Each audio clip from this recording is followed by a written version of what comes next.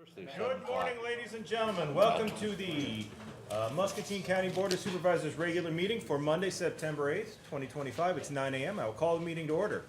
First item of business is to review the agenda. Move to approve as presented. Second. We have a motion and a second. All those in favor, please say aye. Aye. Opposed? Motion passes. Item 3, discussion of possible action to approve claims dated September 8th, 2025 in the amount of $1,136,771.34. I'll move the approval. Second. We have a motion and a second. Is there any discussion? If not, those in favor, please say aye. Aye. Opposed? Motion passes. Number 4, we're entering to a public hearing on a request filed by LRBC1 LLC, proposed developer, and Courtney Harold, record owner, to rezone approximately 75.57 acres in the Moscow Township, at a certain area of it, from A1 Agricultural District to I2 Heavy Industrial District. Mr. Furness, good morning, sir. Morning. So the zoning commission held a public hearing on this request last month, and they recommended on a 3-to-1 vote to rezone this property from current A1 to proposed I2. And I think at this point, I'm gonna turn it over to Will from Life Raft to give you his presentation, and then if you have any, questions for me or him, we can go. Just in the zoning, did they get public feedback before? Was there attendance at the commission meeting? There was dozen to 15 people probably at the meeting. There was a few questions. There was no opposition that I recall. I think everything in your packet, we received the support letter from Bobby Kaufman on the project. But I don't believe we have any other correspondence against. Several neighbors were in attendance at the zoning commission meeting. Okay, good, thank you. Turn it over to Will. Thank you. Good morning, members of the board, good morning to the public. And great to see you again. You may remember me from a couple of months ago. I came in and sort of, gave a precursor presentation about us, about biochar and so forth. But for those that missed that or are watching now that didn't see that first presentation, maybe I'll give a brief recap on who we are and what biochar is, what we're looking to achieve into property. So here I have 2 little vials of biochar. I'm going to pass them around for anyone who wants to have a look. Can you introduce yourself, please? Oh, sorry, yes. I'm William Calabucci. I'm the CEO of Life Raft, who is the applicant in this rezoning matter. We are a biochar company. Biochar, as you'll see being passed around here, is a natural material derived soil additive. So simply put, you take anything that has grown, in our instance that's typically municipal waste wood or corn stover, something that's a waste or nuisance product to other people. You take that and you run it through a process called pyrolysis. That's akin to a industrial sized cylindrical oven that can process 5 tons of material an hour. It'll heat it to about 1100 degrees Fahrenheit, and the remaining material is this biochar that I'm passing around here. That is a very under the microscope porous material, and it's very carbon rich.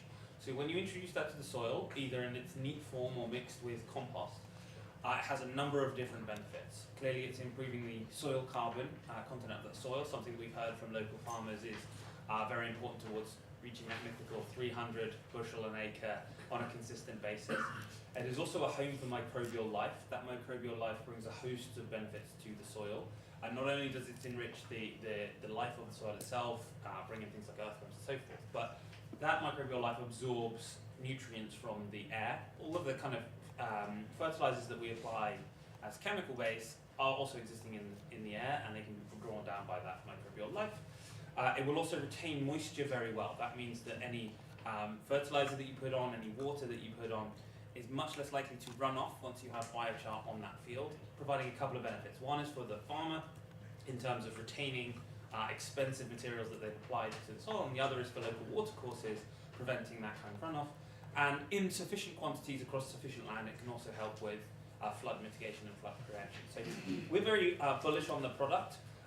It is also backed by there are a number of soil amendment programs by the USDA advocating for the use of biochar across the country, and there has recently been a bill introduced to Congress by Congresswoman Miller Meeks advocating for further application and research around biochar. So it's something that has got wider appeal, but at the moment is constrained by supply. There is not very much of it being made, especially in the United States. The majority of the biochar in the world is made either in Latin America or in Africa and Asia. There's relatively limited supply in the US, and that is leading to a low distribution of it onto US soils.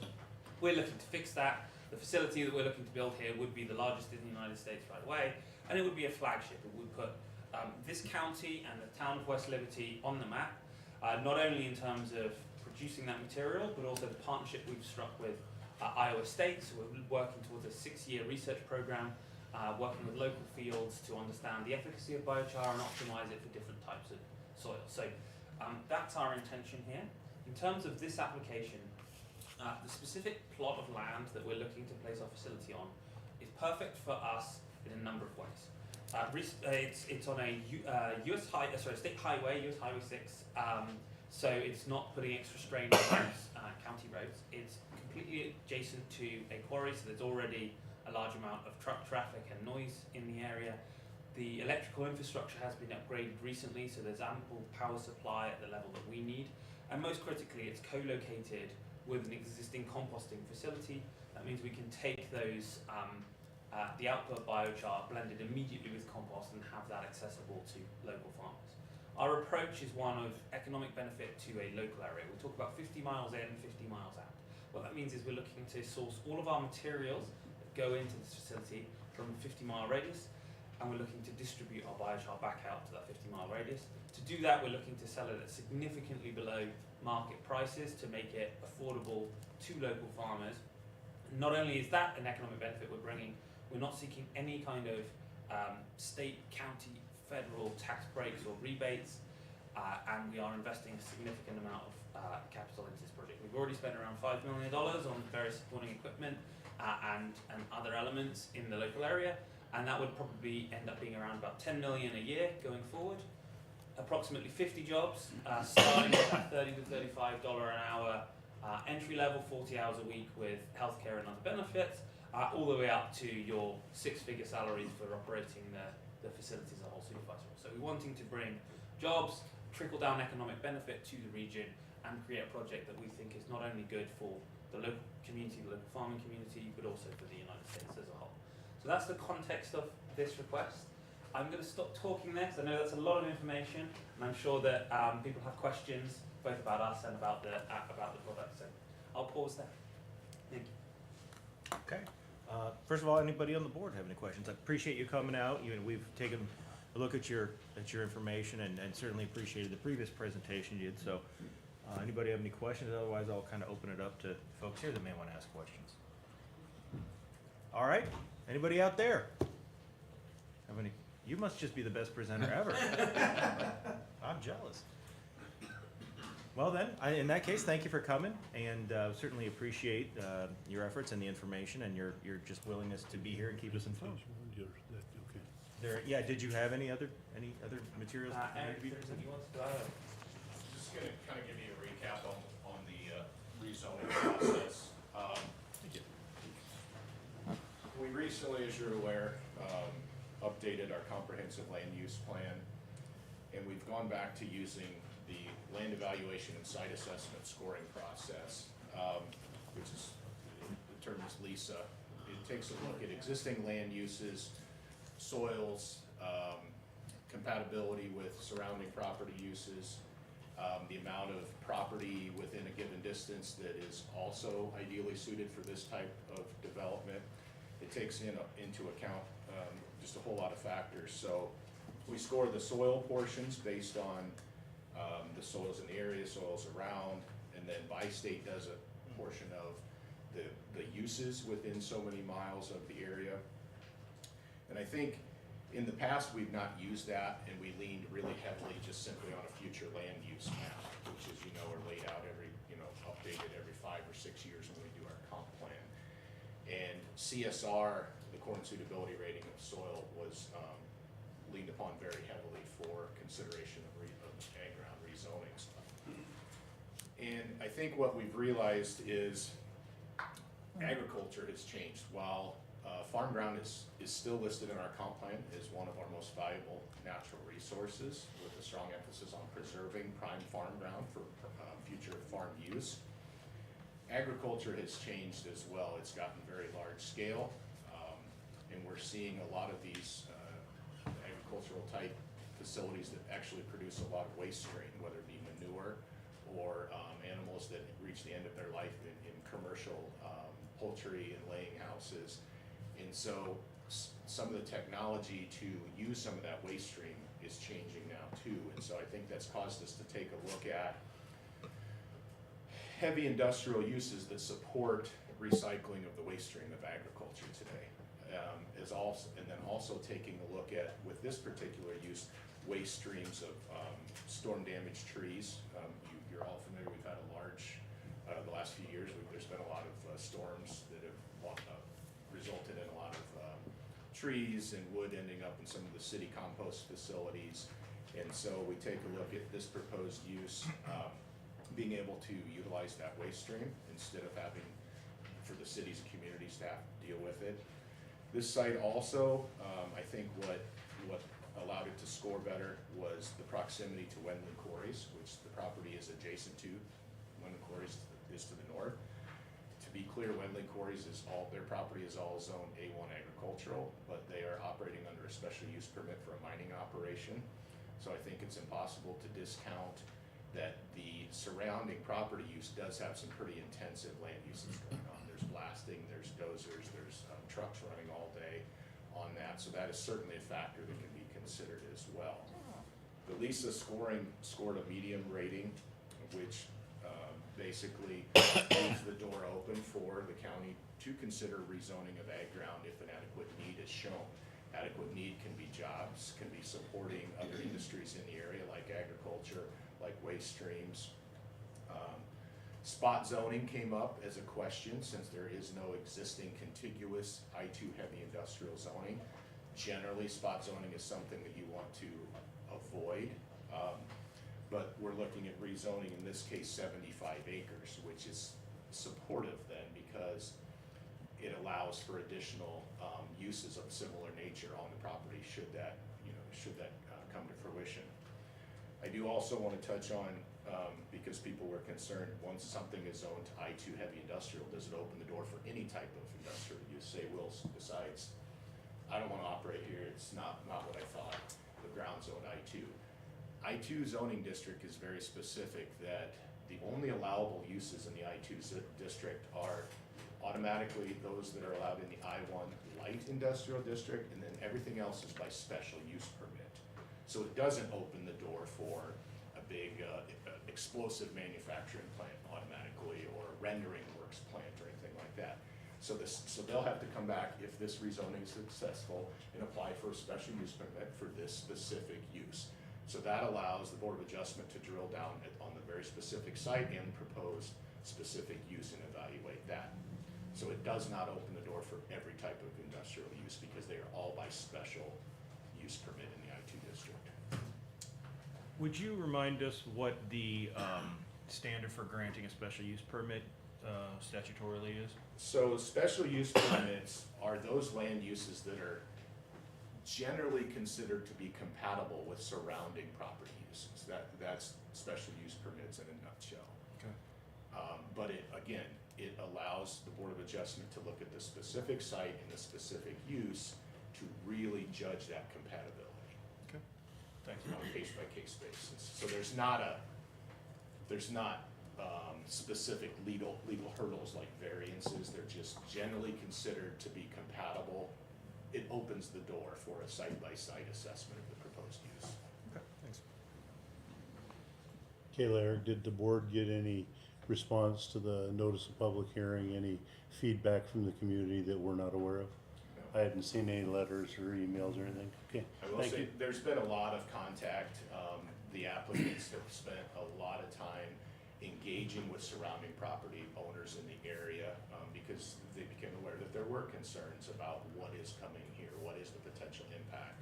And so I think that paid dividends because I was really surprised that we didn't receive a lot of questions, and I think that's a credit to the amount of outreach and education that the applicants made to the surrounding property owners as far as, hey, here's what our intentions are, what are your concerns.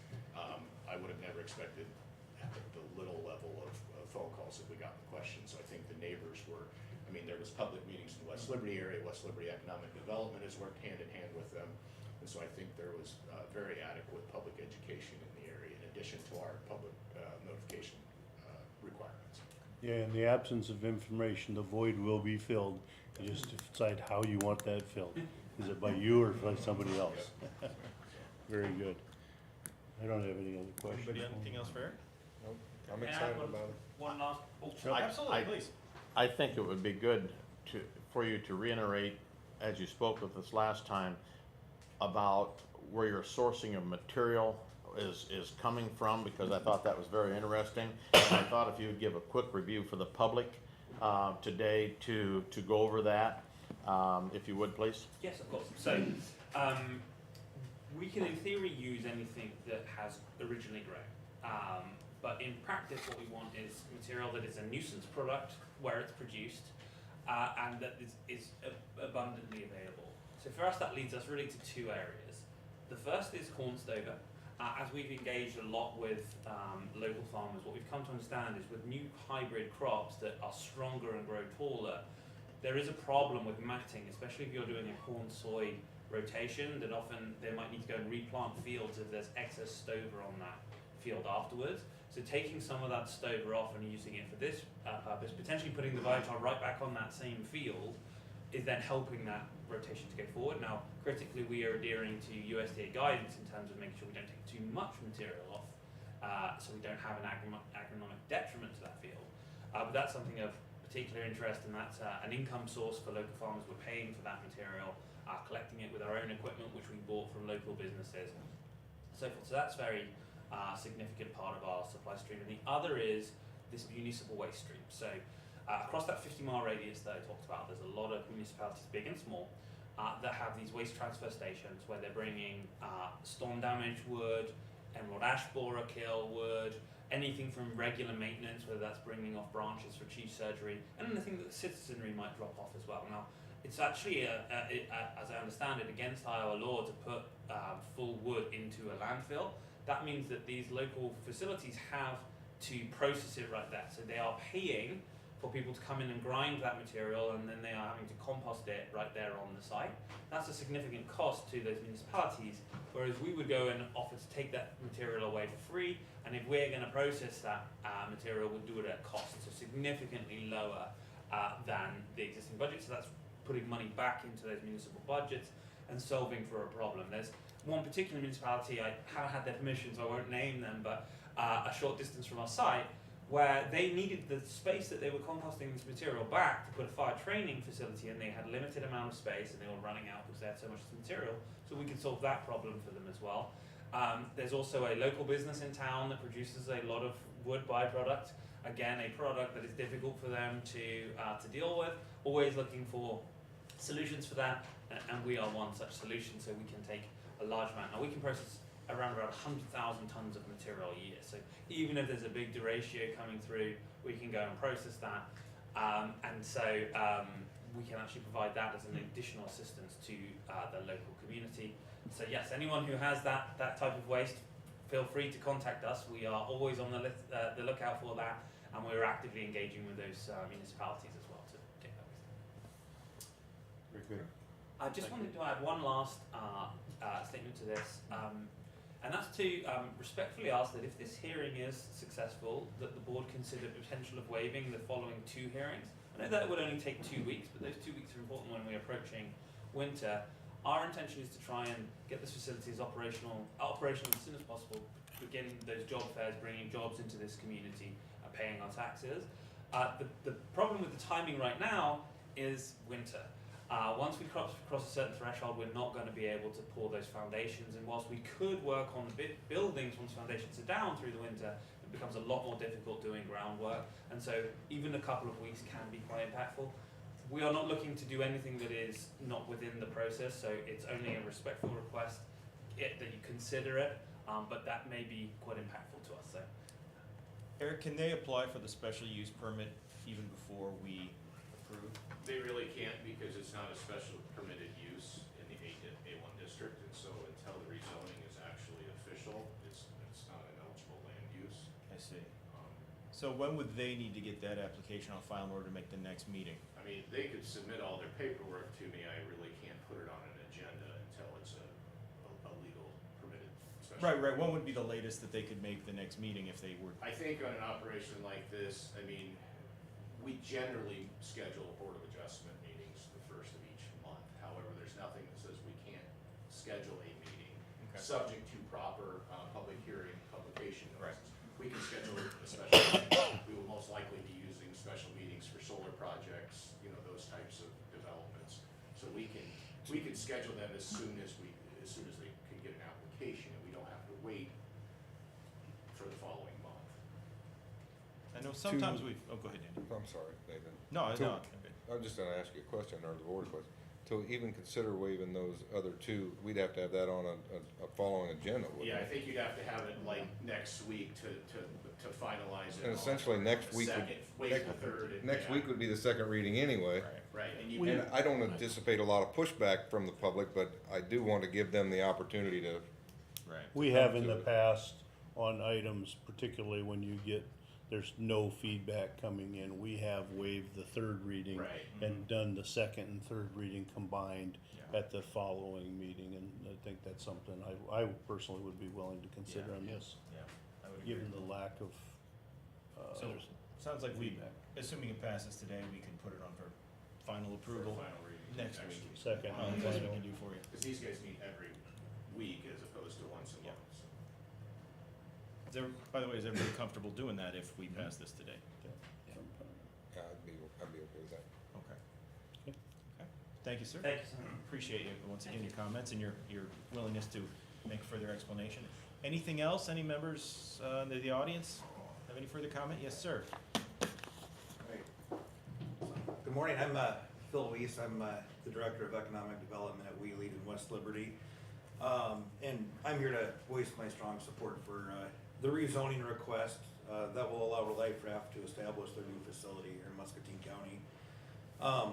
The project, as he said, represents one of the most exciting economic opportunities we've seen in some time, bringing 50 high-paying jobs with full benefits to our area. And they're not just jobs, they're careers that are gonna support families, strengthen our communities, and create long-term economic impact. And beyond the numbers, I wanna highlight the way that this project's been handled. I'm incredibly proud of the work that Will and his team at Life Raft have done throughout the process. They've been transparent every step of the way, meeting with neighbors, collaborating with Eric, and communicating openly with the public. And they've set the standard for how development should be. And as Eric said, when Will and I first met with Eric the first time, Eric said, these are the steps you need to take. And he really recommended going and talking to the neighbors. And he said, every neighbor within 500 feet. We spent a couple afternoons and met with neighbors within 750 feet. And one neighbor in particular, directly to the west, they had a lot of concerns about this project, but I think we were out there 4 or 5 times meeting with that neighbor. We brought pizza out one night, had beers with them. They even have I think a 12-pack of NA beer for me in their fridge still. But their concern is a facility going up next to them. So Life Raft, has been showing them designs with the lighting, so the lighting isn't affecting their, bonfires at night. Putting up trees, to block the view, but working with them. And I think it's a testament to the, no negative feedback at the last meeting. That couple showed up, and didn't voice opposition, but that's because Will and his team have been working really closely with them. So I'm really proud of that. And, just last, I'll add that Will and Life Raft are the kind of company that we want in Muscatine County. They're forward-thinking, responsible, and committed to being a part of the community. And I'm proud to work with them, and I believe Muscatine County will be very lucky to have them. So again, strongly encourage the board to pass the rezoning request. Thank you. So, Thank you, Phil. anyone else? All right. I'll move, we close the public hearing. We have a motion to close the public hearing. Is there a second? Second. Okay, this is a roll call vote.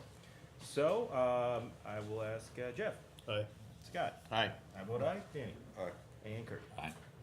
Okay. Okay, public hearing is now closed. Now we move on to discussion and possible action to approve an ordinance rezoning approximately 75.57 acres in Moscow Township from A1 agricultural to I2 heavy industrial on the first of 2 or 3 readings. Do we I'll have any move further the approval. discussion? All right, we got a motion. I'll second. We got a second. This is again a roll call vote. Jeff? Aye. Kurt? Aye. Danny?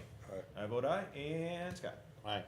All right, motion passes on the first of 2, and I think we indicated we'd be willing to look to do this in only 2 next week. So, again, thank you all. Appreciate all your efforts, Phil, Representative Kaufman, and everybody who's worked on this project. So, very exciting. Moving on to item number 5, we have items with County Development Director Eric Furness. A is discussion and possible action to accept the bid from Higher Construction in the amount of $155,344.25 for the downtown parking lot and sidewalk project. I think you're all familiar with this project. It would be replacing the sidewalk opposite the courthouse along 4th Street. The city's gonna partner with us and replace the curb on that one. Also replacing a large section of sidewalk in front of the jail on Walnut Street and the employee parking lot at the jail. We did receive 5 bids for this project, with Higher Construction being the low bid. Brad Rowe from Watersmith has gone through all the different bids and is recommending that we prepare and issue a contract to Higher Construction in the amount of $155,344.25. And I also concur with that recommendation. Excellent. I'll move the approval.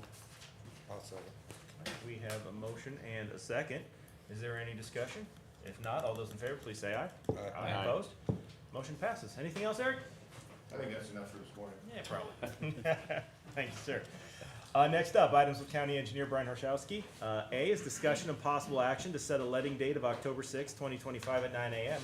for project LMO77370, a twin 12 by 9 by 88-foot RCB culvert on 180th Street near the north quarter corner of Section 17, Township 77 North, Range 1 East. Yes, good morning. This is to replace an existing failing structure. That technically it's on 180th Street. It's really at the corner of 180th and Pleasant Prairie Road. Looking to set a lane date for October 6th. They'll have a late start date of April 15th, 2026. Recently, we've just seen a lot better bids, a lot better prices if we open it up and give a larger window for contractors to come in and get the work done.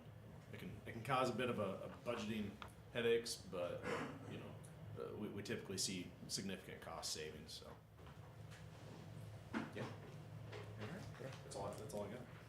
Let's move. We got a motion Second. and a second. Any discussion? If not, all those in favor, please say aye. Aye. Aye. Aye. Opposed? The letting date is so set. What's the second, Jeff?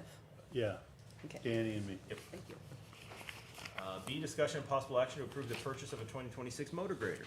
Yes, you guys should have had this in your packet. Quote. Ouch, that's all I can say. Ouch. It's certainly not going down. Like everything else in the world, it's about a 4 to 5% increase from the last ones we purchased. 4 to 5. One thing I do want to note is Brian, was that 425 or 45%?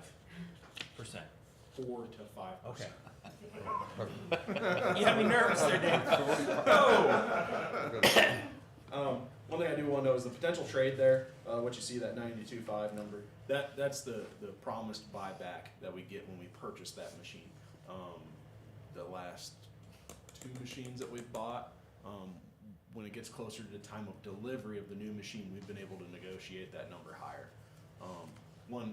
The most recent machine, I think we were able to get another 5,000. The machine before that, we were able to get another 20 some thousand. So,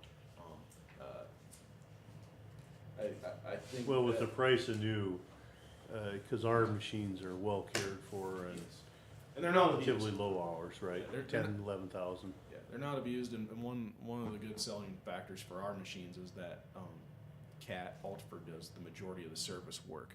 So our records are very well kept, and that certainly helps out with the resale value. This new machine that we're looking at, the promised buyback at 7 years would be $130,000. So going up significantly. I mean, it's also 7 years out, but that's pretty significant. That I think is what Keith saw was numbers closer to that, 120, 130. Yeah, And I think remember they it was about over- 125, it was no. They, yeah. you know, I think the rumor was always kind of they overpromised, and then they went through a time period of these $92,000 dollar buybacks. Like I said, we've been able to negotiate a little bit more out of them. Good deal. Any questions for Brian? Addition? I would move the approval. All right, we got a motion. Now, second. We got a second by Scott. Any discussion? All right, all those in favor, please say aye. Aye. Opposed? Motion passes. C is discussion of possible action to approve various utility permits. What you have for us? Yes, have a utility permit from Eastern Iowa Light and Power, REC of Wilton, Iowa. REC is requesting to bore underneath Geneva Hills Road at 1983 to retire some overhead lines. So, very straightforward. I'd move to approve. I'll second. Motion and a second. Any discussion? All those in favor, please say aye. Aye. Aye. Opposed? It passes. Anything else for us, Brian? Yeah, I just want to get a quick project update. Work down on Stewart is moving along well. Due to some scheduling, the contractors kind of changed up where they started, just to cater to Taylor's Market down there, which has been, they've been reaching out and getting agreements with them, and it's been very, very nice and appreciated. So from about Taylor's Market going north to just shy of 57th, that's all tore up and rocked. So it's very close to being ready for pavement. What they will focus on this week is they will tear up south of Taylor Market down to the beginning of the project, which is just north of Fruitland Road. They will prep that. Later this week, they have it planned for their paver to come in. So they'll start setting up their machine, and hopefully sometime next week we'll hopefully start some paving. You believe they're gonna start paving this year? Oh yeah. They better. Or else we're gonna have some really tough conversations. So, I didn't think- most likely, I mean, how it's gonna go is you know, there's still plenty of time to get some decent work done, but there will come a time late this fall where we're gonna have to say enough's enough, and you know they'll quit tearing up pavement. We'll get it to a point to where you know it can handle the winter and handle traffic, and it won't be a concern. Never know how, when and now hard winter's coming in. Oh yeah, that you know we've lucked out in recent years. We've been able to pour concrete very late in the year, but you never know. So that's Stewart out on 160th Street. IBC's got a box culvert out there out west of Kelly. They closed the road down late last week, started moving in equipment. I believe today and tomorrow they'll start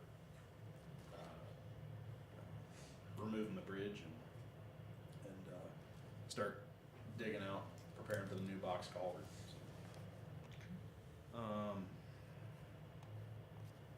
As far as design goes, which you know the majority of the guys are out working inspecting these projects, but our 155th Street Bridge, the one over Mosquito Creek down on F70, that's still in the works for a December letting. That'll be let through the DOT. So I won't be bringing, we won't have it here. They'll do the opening online at the DOT.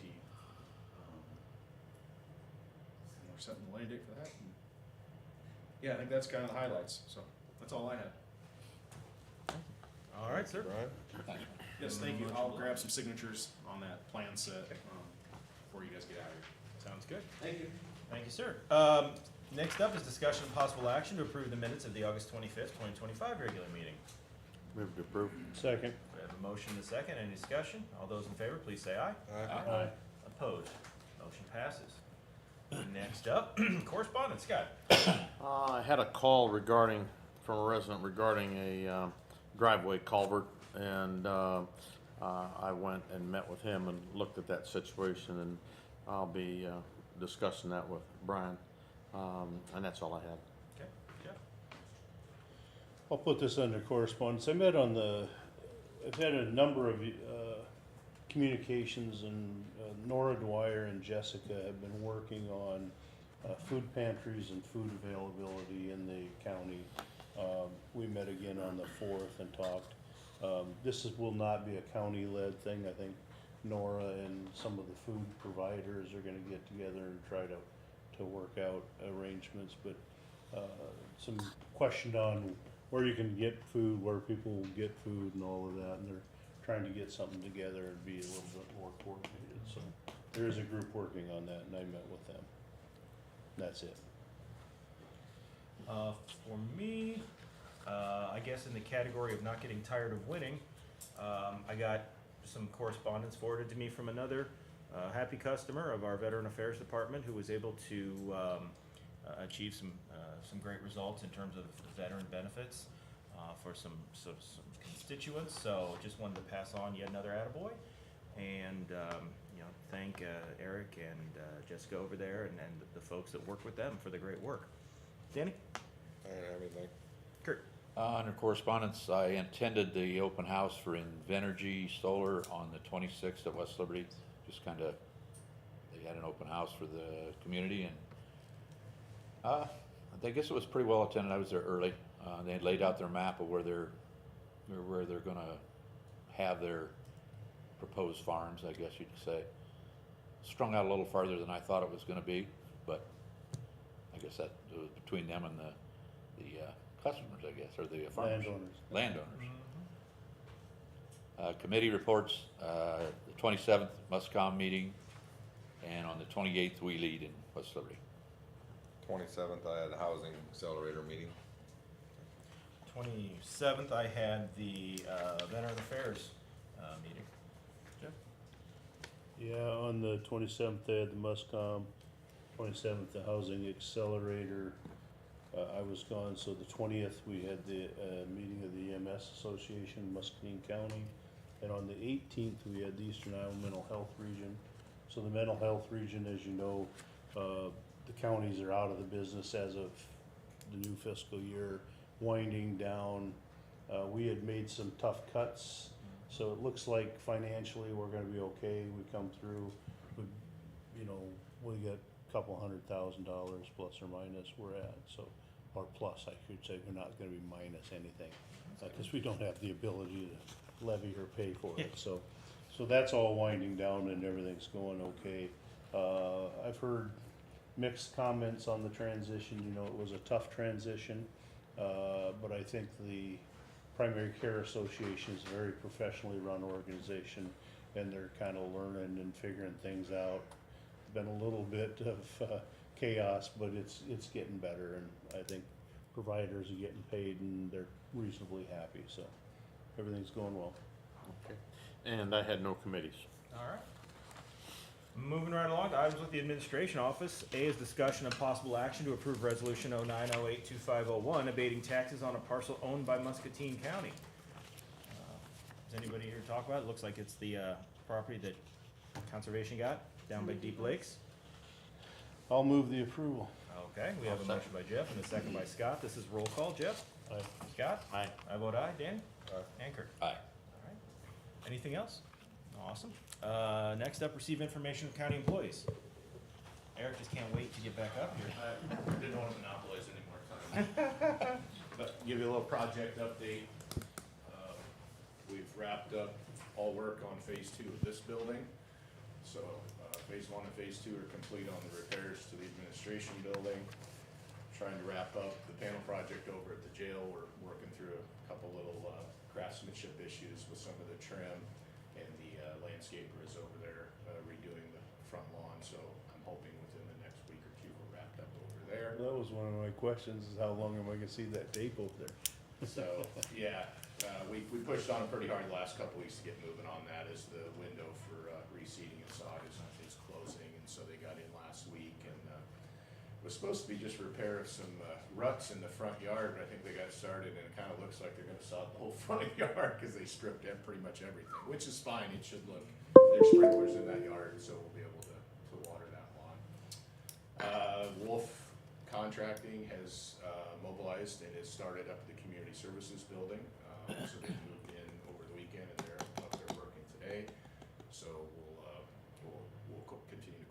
Jessica and the DHS staff, as we have to close one ADA entrance while the other one remains open, so a little coordination there. That's gonna take a couple months for sure on that project. It's rather significant and tight spaces there, but we'll work through that. We're addressing a lot of the issues on that front ramp, correct? Yeah, front ramp's gonna have a whole replacement, back Yeah. ramp and stairways is I gonna. was there this week and it's pretty bad shape. Yep, and then the landscape block retaining wall around the corner closer to the bank there that Veterans Affairs uses is getting reset. There's been some leaning there, and then a lot of waterproofing, exposing parts of the foundation along, what's that? Trying to think which street that is, Third, Fourth, or not, yeah, Fifth. No, 4. Along Fourth, Fourth. along the side there. So quite a bit of work to be done, and then that allows us to be able to repair some water damage on the interior, which is mainly sheetrock and some weeping. Deep Lakes, we're chugging along. We're moving into that phase. It's gonna take some creative choreographing now. The pavers, last we heard was around the 15th, I think they pushed it back minutes. All the sub-base for all the roads has been proof rolled as of last week, so it's all prepped. Elevation stakes are out. The electrician continues to work on pulling wires, setting some electric meters, but hopefully the 15th we see Manats move in. The well contractor, I believe, has pretty much completed his work. So we're still hoping before cold weather that Katie will be able to turn the power on. Power and water worked last week, bringing the 3-phase infrastructure at least to the entrance. But significant amount of electrical work remains in the paving, so it'll take a little choreographing of that once the pavers move in, but it's still kind of chugging along. Yeah, I saw all the elevation markers and it looked like it proof rolled, so that's good. Yeah, we were really happy. Ready to pave. Ready to pave, so we can get that done, that'll, everything else can continue, even with cold weather and stuff. The electricals and stuff wouldn't get in the way of paving anyway, would Well, it? I mean, I think Other than- when the pavers are in there for a few days, I think everything else is access to different parts of the site is gonna be kind of difficult. Did they give you, how long they thought it'd take to pave that? I don't know if he even told us how many days I don't think it'll take them too I long. wouldn't think it'd be Matt's more than moved a right week. along on that. So it's, they have to do approach aprons, the asphalt apron ups to up against the concrete RV pads. So that slows them down a little bit as opposed to just the road, but I expect them to move right along. I think that's it for projects. Thank you. Anybody else? Brian, why don't you introduce on camera the newest member of your team here? I'd love to. Today is Javi Benitez, first day with our office. He is an assistant county engineer, so Awesome. we're glad to have him aboard. All right. Good to be here. All right, thank you. Welcome, Jaime. Any other county employees? Seeing none, any members of the public wishing to comment? Seeing none, anybody else got anything? If not, we're adjourned. Tybee, do you know how to spell Will's name?